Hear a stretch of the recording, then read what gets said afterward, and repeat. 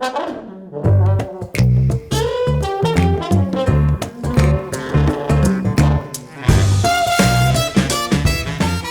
everyone. Start that again. You just choked on your beer. Oh, okay. Whoops. Yeah, okay. Okay, go. Maybe we'll start with that. Yeah. Hello everyone and welcome to episode 15 of the Fiction Foundry podcast. I'm Phil. And I'm Ben. And Ben, we're sitting a little closer than we usually like to sit to each other this week. Why is that? Well, we've got a running theme with our podcast for the last 2 or 3, and there's been... Was it like undercurrent romantic tension? Yeah, well, there's that, but there's also the technical difficulties that we seem to be experiencing. Oh, right, okay. And this is our only microphone between the two of us today. I just thought you made the technical issue up just so you could sit close to me. Why, yeah. You know, there was that because as you well. wanted to lean in, but That's yeah, right. Exactly. Oh yeah, but I'm sitting a bit further back. I've noticed. Yeah, it's just kind of to protect myself. You're a big guy. Anyway, okay. So housekeeping. You wanted to clear something up from the last episode, didn't you? Yeah, I did. Yeah, I mean, we talked a bit about what a DIT does, and I spoke about what a DIT does, but I sort of came at the whole thing very much from an independent short film, low budget kind of angle. And I felt when I listened to it back I was being a little bit unfair to DITs, because they do a lot more than just check the footage is okay and then just back it up to another hard drive. You know, the DIT's job really, in many ways, replaces the loaders function from when there was old film stock. You know, obviously when we went from the transition from film to digital, the DIT was sort of invented as a way to help cinematographers with the transition from film to digital. So they'll get very involved with the cinematographer. They can change settings on the camera to make things look different. They'll be in charge of lookup tables and all that sort of stuff, and they will be able to sort of interpret metadata and change metadata based on their expertise. So yeah, they are more involved than just digital backup personnel. Well, it's interesting you say that, because I've recently been working with a degree course where it's film and television production technology, and the whole idea of it is it's certainly at the end they're qualified DITs. And I think that it's a really good entry-level position, because it's sort of more central role that involved in the production than a runner, really. Yeah, and I've noticed that a lot of low-budget productions you talk about can start at that level, because what they're doing is they are managing all the footage. Yes. And it's a very, very central and important role. But what you're talking about is that at a higher level on, say, major feature films, they may actually do a lot more work with the footage than just simply manage it and back it up. I mean, you know, they're part of the DP's department, if you like. Especially as production is happening, you know, there'll be conversations between the director and the cinematographer about the kind of look that they want for the film. You know, whether it's a warm look, a cold look, a grainy look, whatever it is. But the DIT at that level will be very, very much involved in those conversations, and will know the camera inside and out, and know all the settings inside and out on the camera, and know exactly how to achieve the look that they both want for. And so I assume then that the DIT would then be heavily involved in post, not just during the shooting. They would probably get involved. Would they not? I think they would be involved. Or would it just get transferred over to editor and colorist? Well, that's the thing. I mean, the DIT's main effort will end once the shoot is wrapped, and hopefully by then the footage has been shot in a raw state, as best the DIT and the cinematographer can get it to look for post, and then the colorist will take over. But yeah, there will be absolutely there'll be conversations between the DIT and the colorist and the editor and all the rest of it, you know, on an ongoing basis. So yeah, more than just backing up data to a hard drive. Okay, so all the hate mail from all those data analysts can stop now. Yes. Don't send us anymore. It was Ben who said it, not me. Yeah. So just remember that it was my fault entirely. Ben's fault. Now, a bit of bad news as well.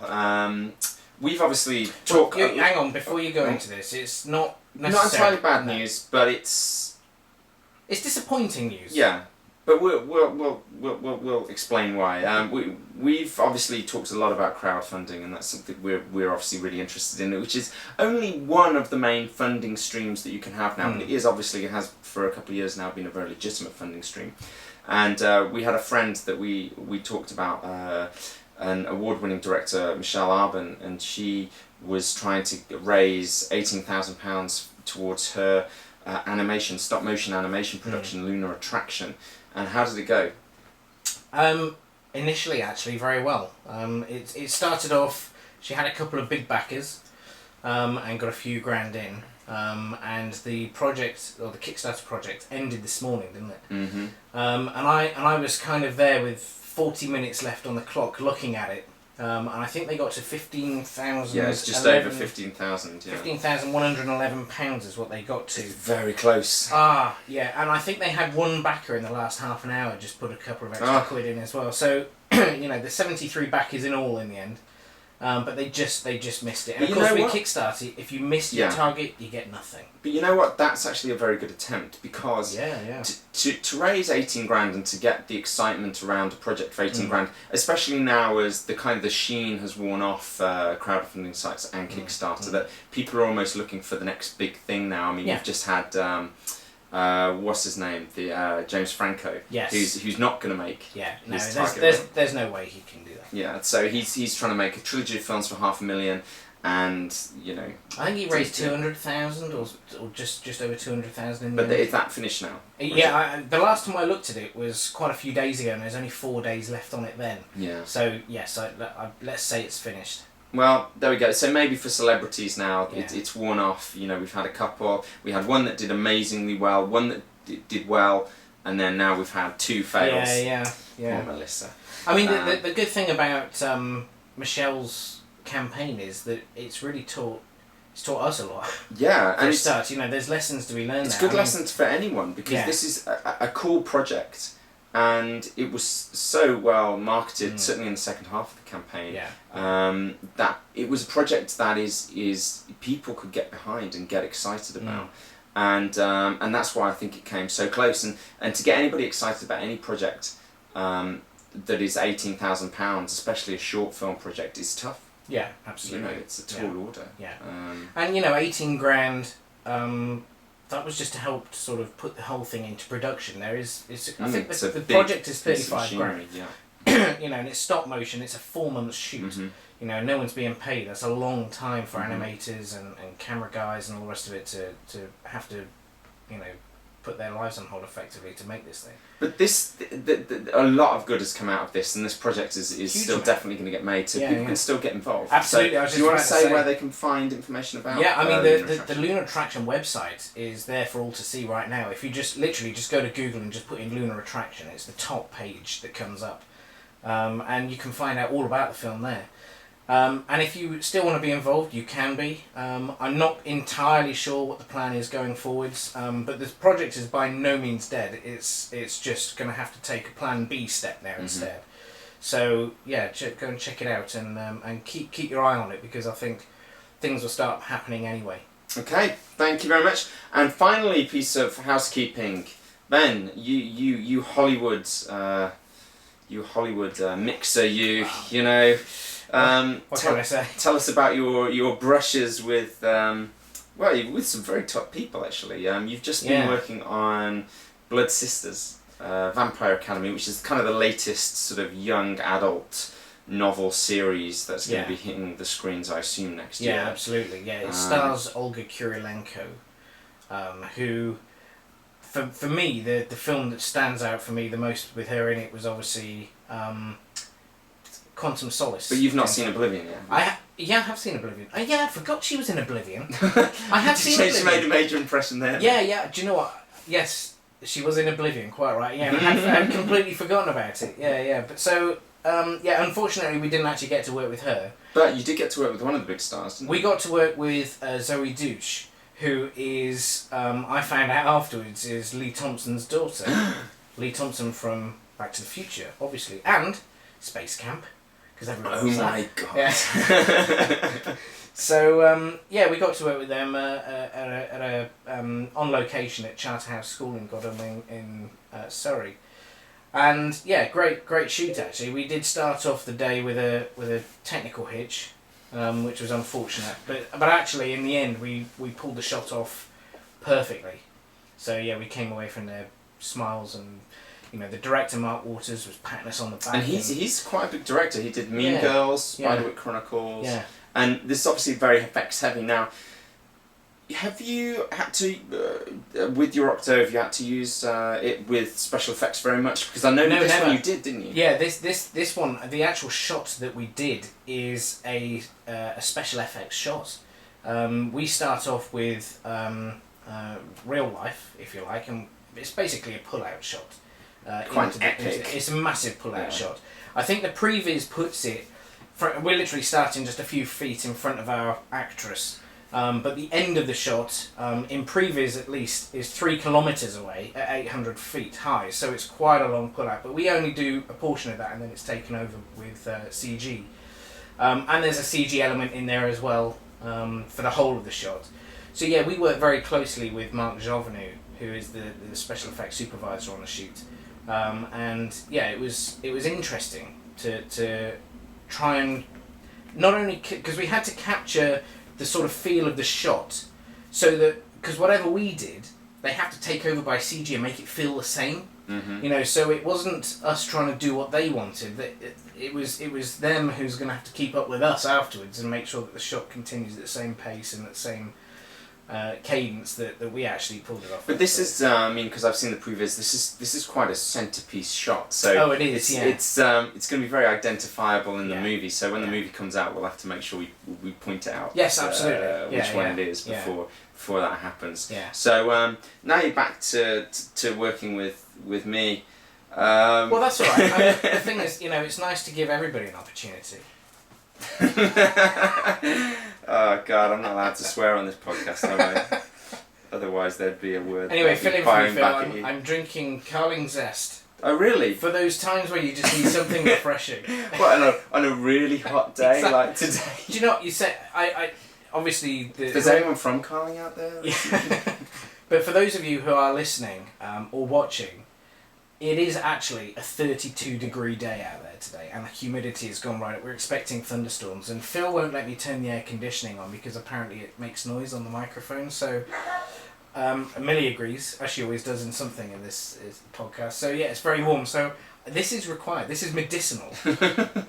Okay, so we're going to talk about a few little things today. No buzzer today because they're quite short topics. Yes. But one of the topics that I wanted to talk about is freelance. You've been freelance longer than I've been freelance, but it's just I've been talking to a lot of sort of fellow director friends of mine recently about kind of the troubles and tribulations of being freelance. So I just wanted to kind of pick your brain really about the practical things that you have to do when you're freelancing, but also the dangers and also some of the kind of the good practice that you get. Now the thing is, as a TV director, I think we've mentioned this before, a lot of people think if you're directing a big show or something, you've made it. But what they don't understand is, even if you're a successful TV director, a lot of the time, 6 months of the year, you're not working. No, that's right. So you might get paid a good sort of per DM or per block. A lot of TV shows, dramas shoot in blocks.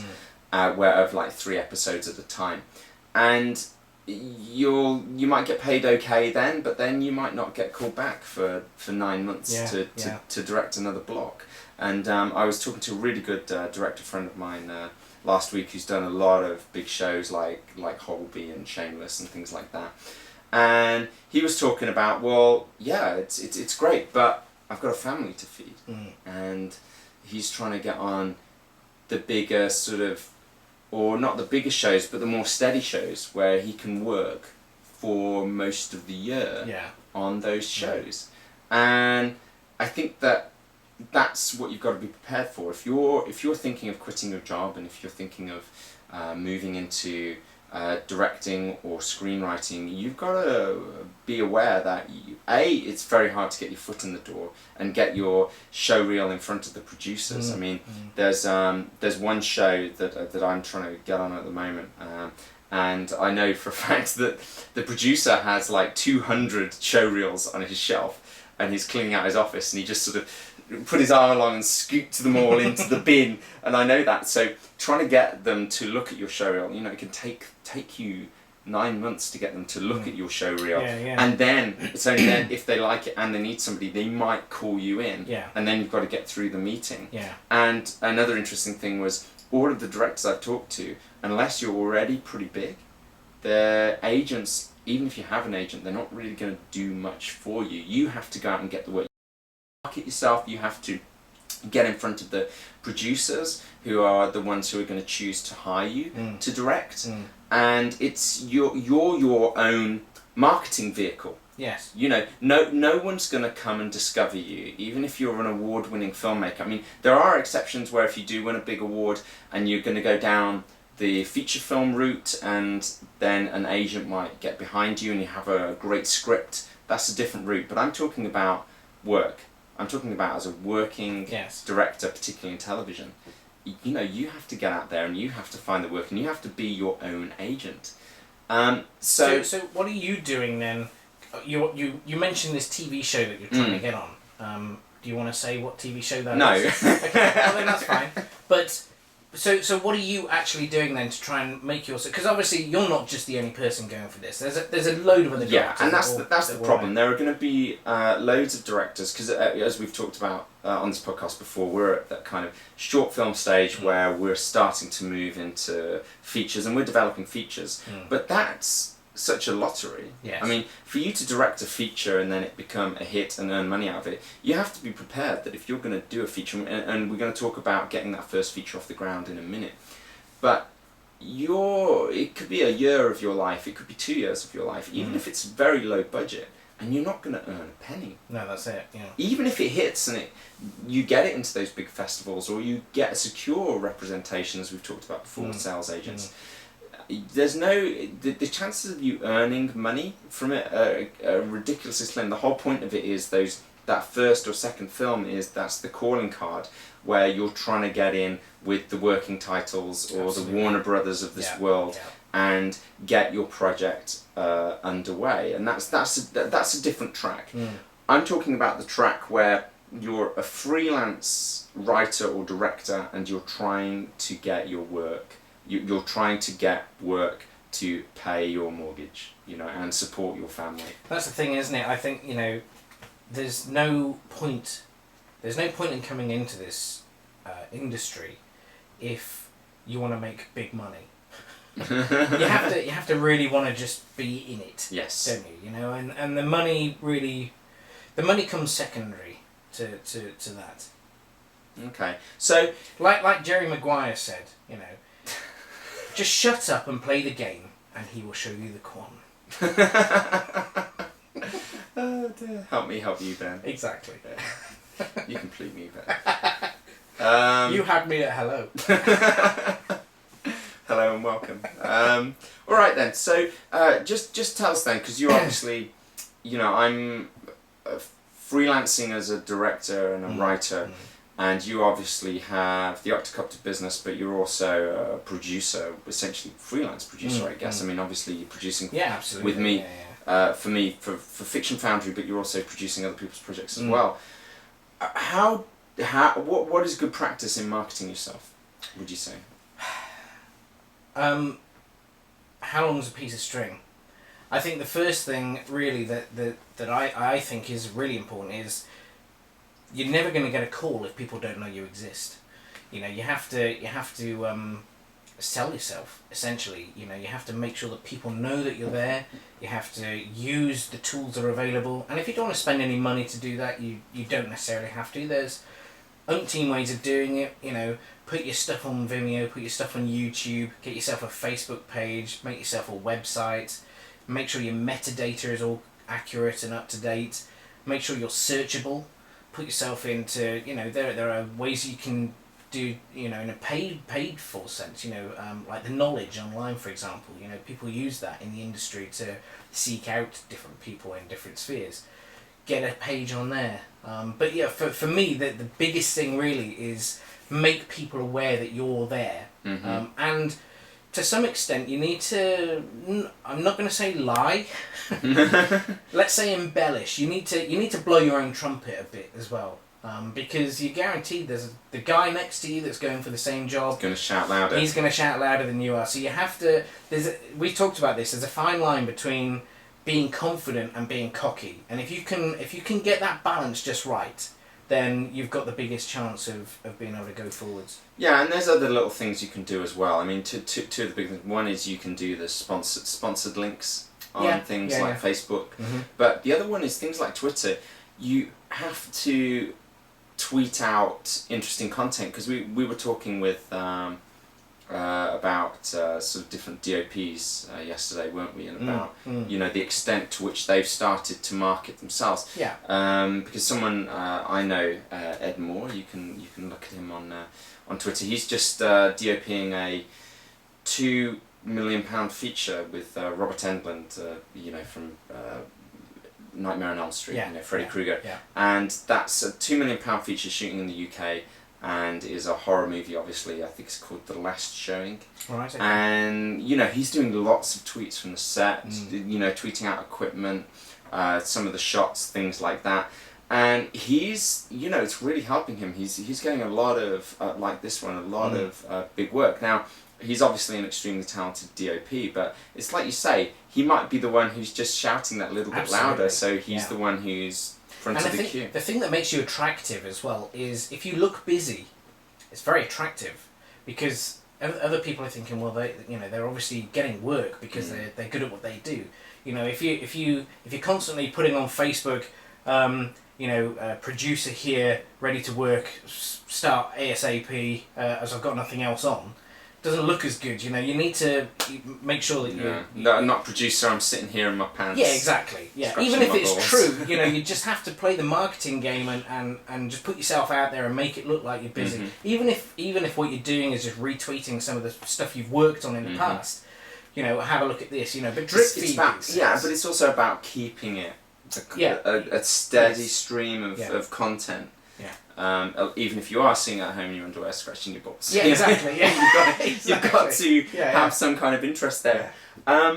So one thing I wanted to mention as well is, if you're thinking about making that leap to screenwriting full time, directing full time, producing full time, whatever it is, you have to have that second income. It's very, very helpful.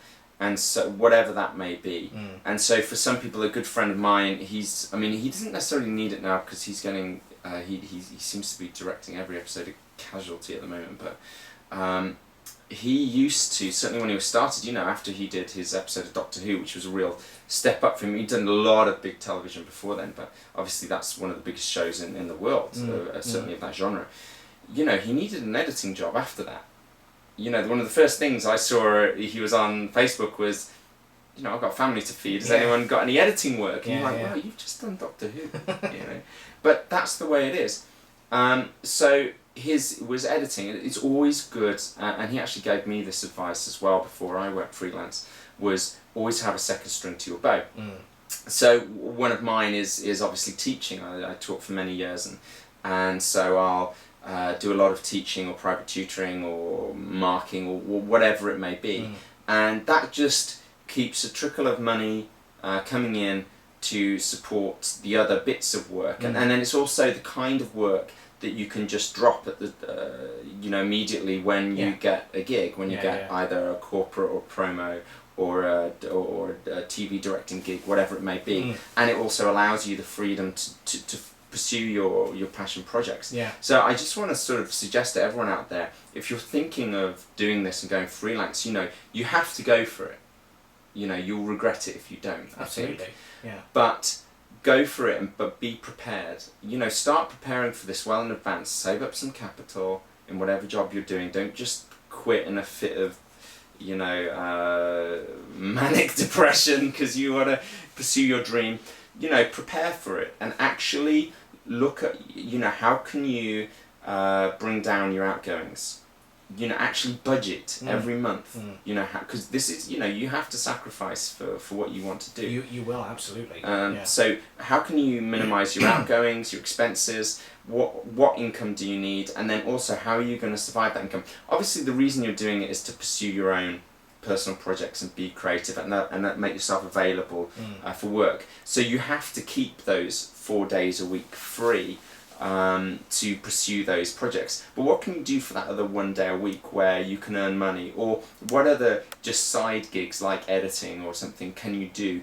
And then market yourself as that. Set up your website and market yourself using Twitter, Facebook, etc., and your contacts that you already have in the industry. And just try and get those little gigs just to keep yourself alive. Because otherwise, all that's going to happen is 6 months' time, your money's going to run out, and then you're just going to have to go back to full-time work. And you've done nothing. Exactly. Yeah. You've written half a script. I find LinkedIn is another one that works very well in that sort of very thing. much. Because it's full of industry professionals. You can connect with people, and if you're second string, if you like, if you whatever it is that you're going to do to get money, can also be roughly affiliated with the industry. I mean, if you want to be a director, then that's great. But if you know how to edit and you can earn a few quid doing editing as well, then that's your income stream. Those are the kind of jobs. And mine is Cloud 12, for example. But the good thing for me in that respect is in the industry. So I'm still meeting and greeting people. That's going to help me as a producer for Fiction Foundry or whoever if I'm freelancing as a producer. So use LinkedIn. Keep connected with those people, because not only have you made some money out of those things, you've also increased your chances of pushing your passion forwards as well. And you have to totally. if you can make one work for the other, then it's a win-win situation. Yeah, definitely. If your sideline can be in that, because obviously I do, teaching and things like that, but it's still in film. Yeah, so exactly. I still meet people. I still meet, like I just randomly I was interviewing a student for a degree the other day, and his dad is a set designer who worked on Da Vinci Code. What are the chances? So I was like, can I get his number? As a teacher, how many times have you been to Pinewood? Exactly. Many times. And you don't know who you're going to bump into. Absolutely. And, absolutely. So get that second string. If you can keep it related to the filmmaking, then all the better. Yeah, absolutely. Okay, should we move on to the next Great topic? Stuff. Yes. Okay, so which I can't actually remember what it is. Yes, right. Making a movie for under 10K. 10 grand, yeah. It's a great article on Doddle. So if you go to Doddle, DODDLE, me.com. You said double D. I know. We're like the minions from Despicable Me when we get going. They've got some great articles, but there's one article, and I've got it right here, which is basically a filmmaker giving advice on, actually, have I got it here? Where is it? Here it is. Just basically gave 10 pieces of advice to make a movie for 10 grand. Now, we talked about the virtues of doing this, didn't we? For the experience and also to try and secure a sales agent so that you're no longer a first-time filmmaker.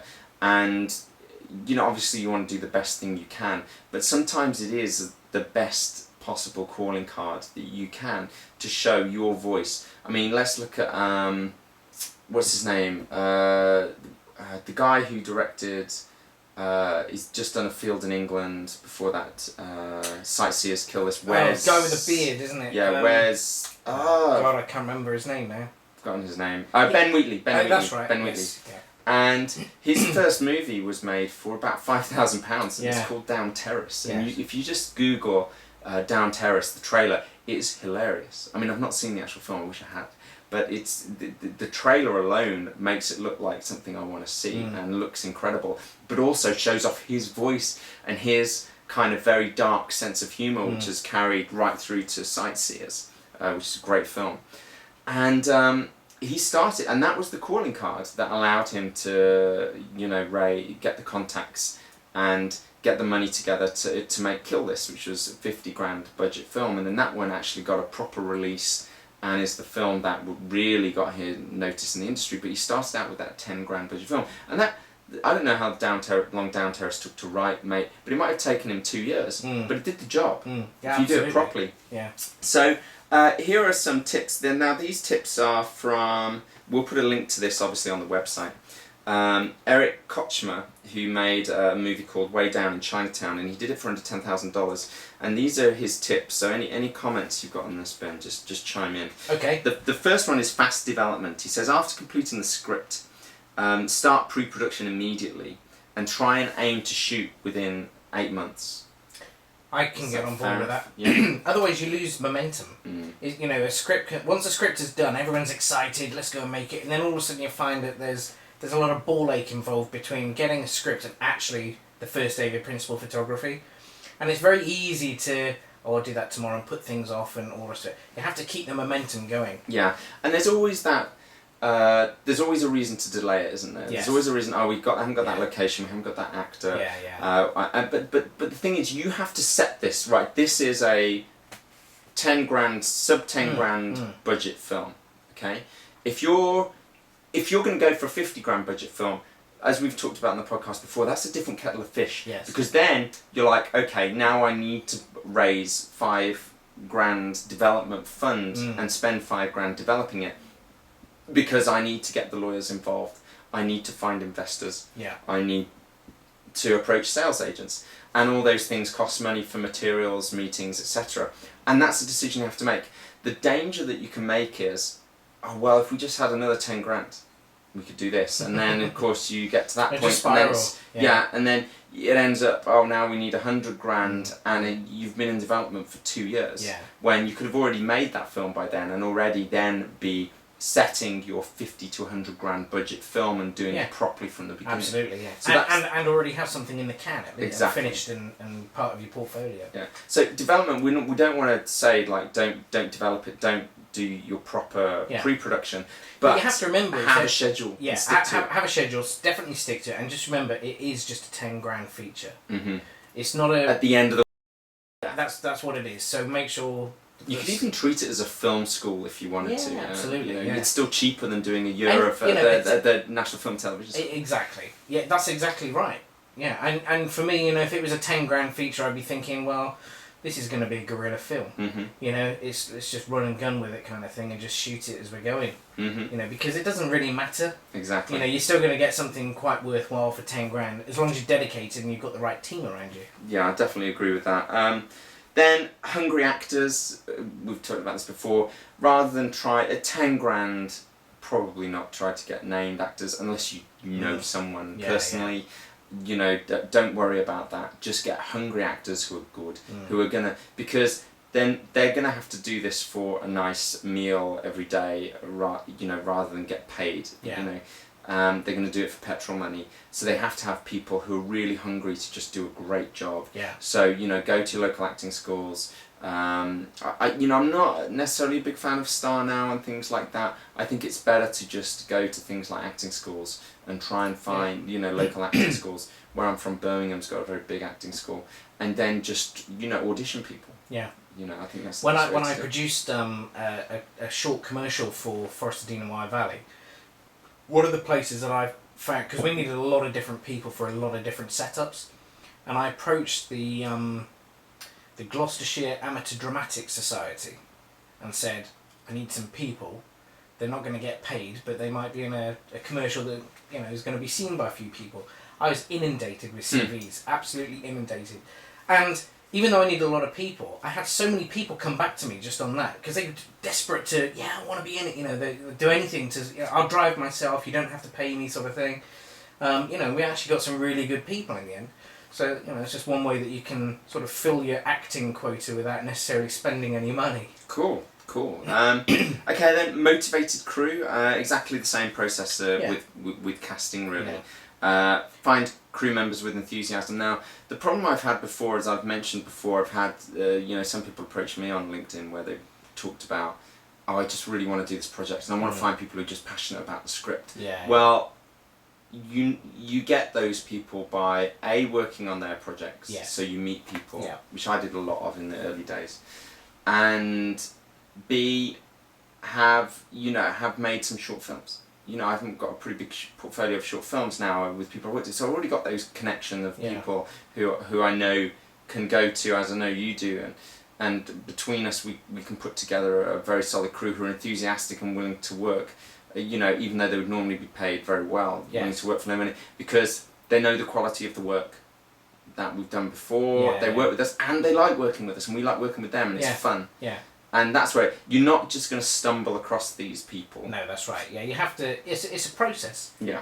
Yeah, and you have to work with them, and you have to build a team and all the rest of it. Mandy is a good place to start actually with that, a website called Mandy. But I think sometimes with this 10 grand, I think you're assuming that you've already made a few short films, even if they're £100 or £200 budget films, but you've already got at least a network of friends that you can go to who, you know, you just enjoy working with. Absolutely. But you know, for those extra few crew members that you're going to need, you know, then I mean, we've done it before now.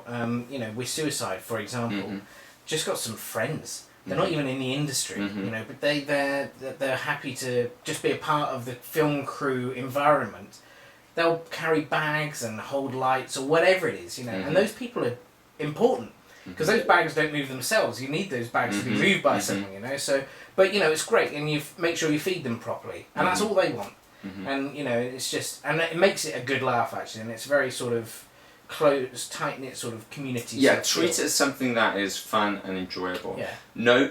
Nobody wants to have a horrible time where it's work, and I've been on one or two low budget ones where I've been ADing or whatever, and it's just a horrible work environment. The director / producer has just set up the wrong atmosphere completely, which is really long back-breaking days, which it might be anyway, but no camaraderie, no fun, all work, they're the genius, and it just, you know, people are normally more professional and won't work, but they're not going to work with those people again, and they're just going to get a bad reputation, which is not what you want at this stage. No, absolutely. Then you've got crowdfunding is one of the things on here. You know, crowdfunding for me is meant for micro budget films, right? For a 10 grand feature, that's doable. Absolutely. You know, and if you've got the following, you can even go up to 80 or 100 grand for the full feature budget. But for the micro budget, I mean the ultra micro budget of 10 grand, I think crowdfunding is absolutely perfect. Now, one of the interesting ones on here is insurance. Oh really? Yeah. Just before you go on to that, I was just about to say, with regards to your crowdfunding one, if you want to learn more about crowdfunding, Fiction Foundry podcast episode 9, podcast all about crowdfunding. Yeah, it was quite a long one. Was that our longest one? That's 1 hour 23 minutes. Yeah. They're going to need to. There's a lot of information. If you've got a long car journey, that's the one to listen to. Yeah, insurance. What's really interesting, I'll read this one out. Using your contacts is essential when working with small budgets. It helps if you know a producer or production company that can offer you their production insurance at a discounted rate. Because the thing is about insurance is, even if you're shooting a 10 grand budget film, insurance can't recommend it enough. No, that's right. Because absolutely. You might burn down someone's house. Yeah. You might drop a lens. Someone. Yeah. If you're hiring any equipment, that needs to be. In fact, a lot of the times you won't even be able to hire equipment unless you can show insurance. You know, so that. If you're using professional equipment, rather than just a Mets camera that you know. Yeah, exactly. You know, because I think a lot of people at this budget will probably be just bring in a friend who's got a DSLR and a couple of lenses. Yeah. That's probably what I mean, you know, if you need some lights or whatever, or even if it's just a bit of track or something. I mean, we've hired a Wally Dolly before, now, haven't we? Yeah. Only 70 quid. Yeah. But you know, if you break it, you've got to pay for it. Yeah. You know, and that's a lot more than 70 quid. You know, so having that insurance, but it's also for things like injury and stuff like that. Yeah. You never know what's going to happen. Yeah. You know, you might be filming near a road, someone might get hit by a car, God forbid. Yeah. So you have to be insured, and insurance can cost a lot. You know, a 10 grand budget film, your insurance could cost you well over £1,000. Yeah. And then suddenly 10%, maybe even 20% of your budget has gone. So if you can find a production company, or if you're bringing on a DOP/camera operator with their own kit who has their own insurance that you can sort of get on, that helps a lot because you are on this micro budget, but it is absolutely essential. But you have to make sure that's in your budget. Yeah. And that is one of the things that a lot of people at this level forget about. Yeah. Or they realise it at the very last minute. I mean, when they can't hire the lens. One thing that I can sort of add to that really is if you have got a 10 grand budget, there's not really much to stop you from setting up your own company for the shoot, because you can do that for virtually nothing. Just buy an off-the-shelf company for a couple of £100. Yeah. Insurance for a year with up to £5 million worth of public liability will cost you around about £550. And then you have 12 months worth of cover, so it's not necessarily going to cover you just for this shoot, but if you wanted to use the same company then for your next shoot, you would already have the insurance there ready. And £700 is quite a lot of money when you look at the fact that it's almost a tenth of your budget, but it will help you going forwards. You won't have that cost in the next project afterwards, and it's actually less than 10% of your budget to make sure that you're going to do everything properly. And like you say, if someone got hit by a car, £700 sounds good all of a sudden. Definitely. Okay then, free locations. I mean, it's kind of an obvious one, isn't it? I mean, you can always go to your local screen agencies and talk about locations, but the kind of locations they tend to have, it's always traditionally been they've got access to manor houses or national trust properties and things like that, and unless you're doing some kind of period drama, but you on 10 grand you can't do a period drama. No, that's not it. really. No. Not unless you're part of some society. Yeah, if you can, then I want to see it. Well, the people have done it. Friends of mine have done it, but they've been part of those recreation societies and stuff like that. And as geeky as I am, I'm not a member of those societies. And you need a you must be a member of some Star Trek society, so we could probably do a Star Trek. Well, I'm not happy to talk about that though. Okay, sorry. Moving swiftly on. Yes. So yeah, just free locations, friends, families, anything, any unique locations. I remember there was one student actually when I was teaching.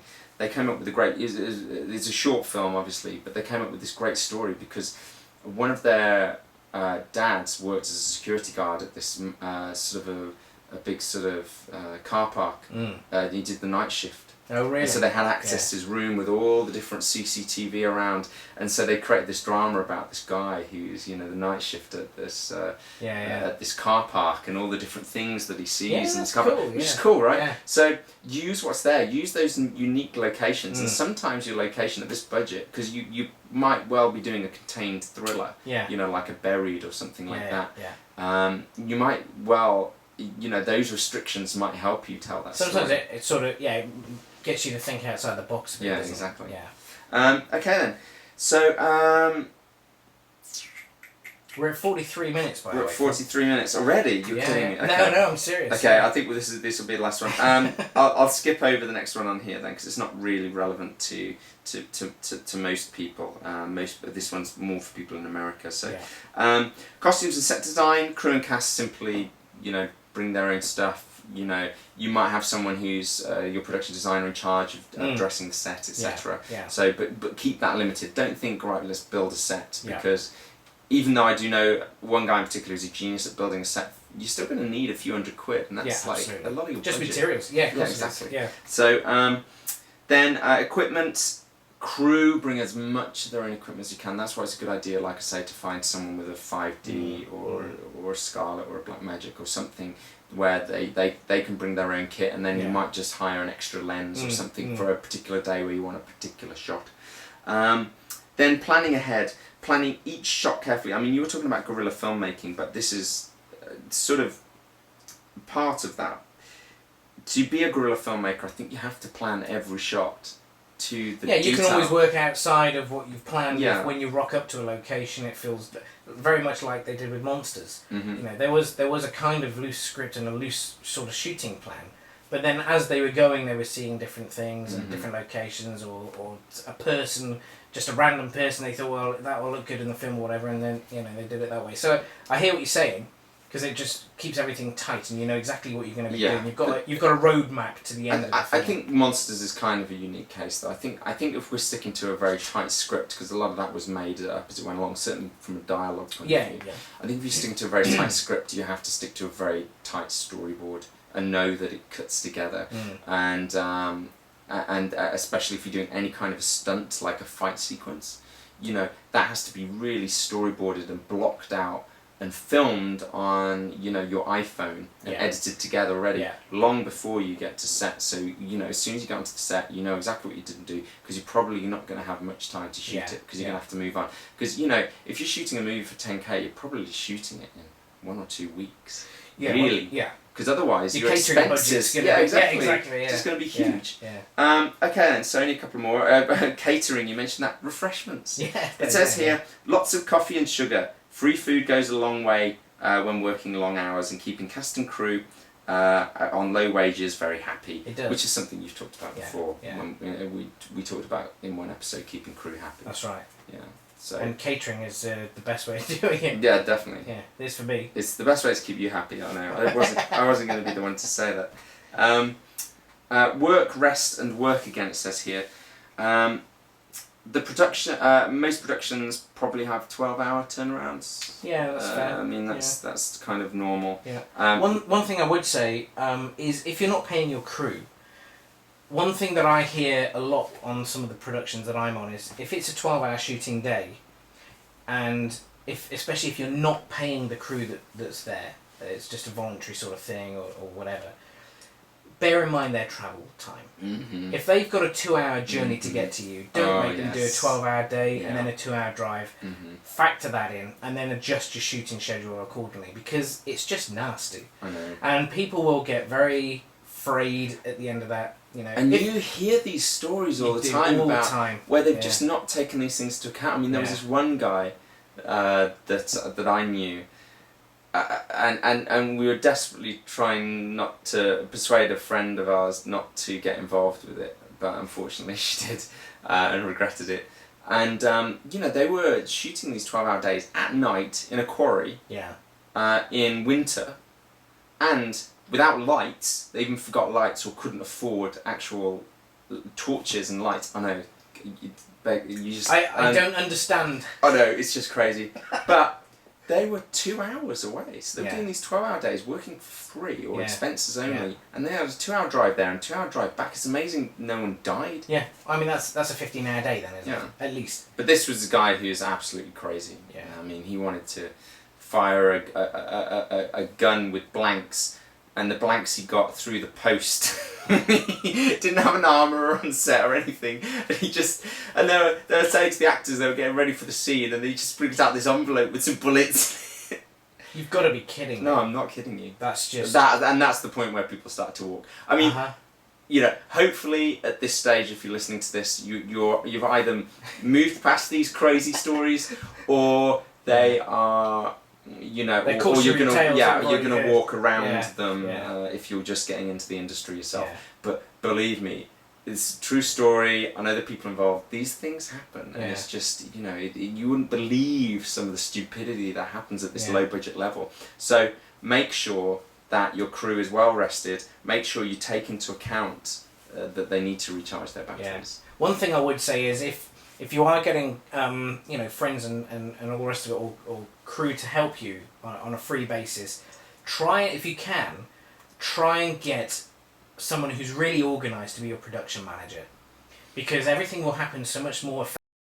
You know, they will already take into account travel times of the people that are getting there and work out schedules and stuff like that for you. You know, if you can get a production manager that's worth their salt on board, everything will be a lot easier. Okay. And finally, right attitude is the last one. Whatever, Phil. Ben, don't start with me, that we've talked about this before.